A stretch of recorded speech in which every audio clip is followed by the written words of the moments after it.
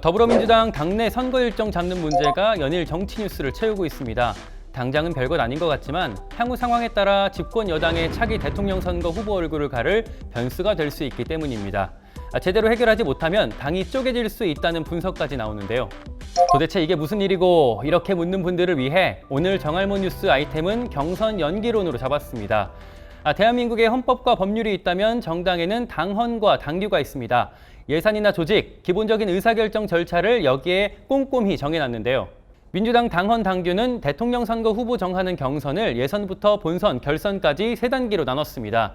먼저 출마자가 7명이 넘으면 예선에서 여론조사 통해 6명만 남기고 나머진 다 탈락시킵니다. 본선에선 당원 그리고 모집된 선거인단이 1인 1표를 행사하는데 여기서 과반 득표자가 나오면 한 방에 끝내고 안 나오면 1, 2등을 다시 결선에서 맞붙입니다. 이런 과정을 오는 9월 10일까지는 모두 끝내야 한다네요. 대선이 내년 3월 9일인데 그로부터 180일 전까지는 후보를 확정해야 한다는 조항이 당헌에 있기 때문입니다. 그런데 이 180일 조항 매번 논란이 있었습니다. 상당한 사유가 있을 때는 이른바 당무위원회에서 의결하면 바꿀 수 있다고 역시 당헌에 써 있거든요. 당무위는 당대표, 원내대표, 최고위원 등 주요 직책을 맡은 70여 명으로 구성됩니다.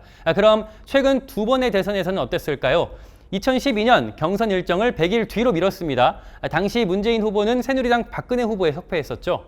반면 4년 뒤 2016년에는 180일 전 경선 원칙을 지켰습니다. 당내 압도적 1위였던 문재인 후보는 경선은 물론 탄핵으로 급하게 치러진 대선 본선에서 상대인 홍준표 후보를 눌렀습니다. 그 뒤 민주당은 잡음을 막기 위해 특별 당규까지 별도로 만들어 180일 전 경선 방침을 못 박았습니다. 지난해 8월 이해찬 전 대표 주도로 당헌에 있던 원칙을 구체화한 겁니다.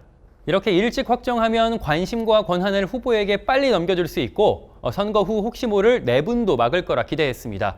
검증대에 오래 세워두는 게 국민 입장에서도 좋은 일이라고 강조하면서요. 하지만 선거가 다가오자 경선 연기 요구는 이번에도 어김없이 솔솔 피어올랐습니다. 상대인 국민의힘은 당원상 120일 전, 즉 11월 초까지 경선을 벌일 텐데 그보다 먼저 후보를 정해놓고 기다리면 흥행에 불리할 거란 주장입니다.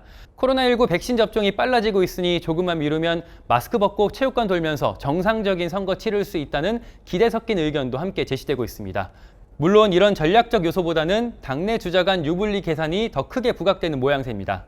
당내 지지율 1위 이재명 경기지사가 9월 경선 원칙 고수하는 반면 추격을 꾀하는 이낙연 전 대표와 정세균 전 국무총리 쪽에서 11월 경선을 요구하고 있거든요.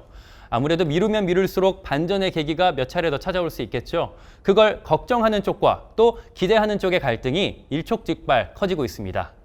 당 주류인 친문, 즉 친문재인 계파가 세력을 모을 만한 후보를 딱 찾지 못하고 흩어진 상태에서 일단 눈엣 가시인 이재명 지사를 견제하고자 포위하고 있다는 해석이 많습니다. 앞으로 어떻게 될까요? 현재로서는 연기 요구가 수용되긴 쉽지 않아 보입니다. 의원 전체가 모여서 총회까지 열었지만 툭 까놓고 얘기하다가 외려 2판 4판 싸움만 더 커졌습니다.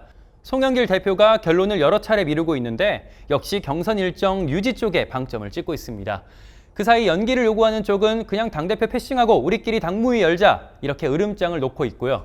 반대쪽, 그러니까 이재명 지사 쪽은 그건 당을 해산하겠다는 거 아니냐며 격분하고 있습니다. 이거 참 심상치 않아 보입니다. 어찌되건 늦어도 이번 주 안에는 결판이 날 전망입니다. 끝까지 함께 지켜봐야겠습니다. 다만 한 가지 지적은 꼭 하고 넘어가야겠습니다. 집권 여당이 이렇게 권력 쟁투, 계파 갈등만 노출하고 있는데 국가 비전이나 정책은 어디서 찾을 수 있는 겁니까? 내로남불 반성하고 민생 챙긴다 하지 않았습니까? 지금까지 정치 잘 알지 못하는 정알못들을 위한 뉴스 김광일이었습니다.